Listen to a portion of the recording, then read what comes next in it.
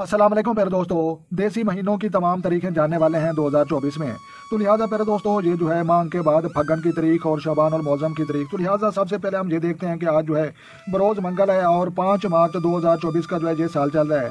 तो लिहाजा 23 जो है ये फग्गन की तारीख बनती है और 2081 बकरमी चल रहा है। तो उसके बाद जो है ये 16 जो है ये हूत की बनती है, हूत बुर्ज वालों की।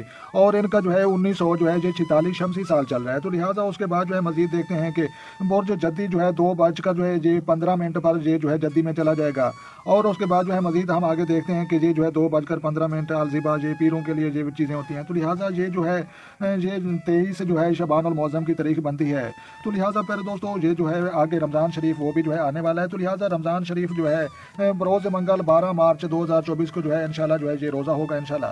तो लिहाजा प्यारे दोस्तों एक दफ़ा जो है मैं फिर आपको जो है बता दूं कि ये जो है गर्मी महीनों की जो है ये तारीख देसी महीने जिनको कहते हैं।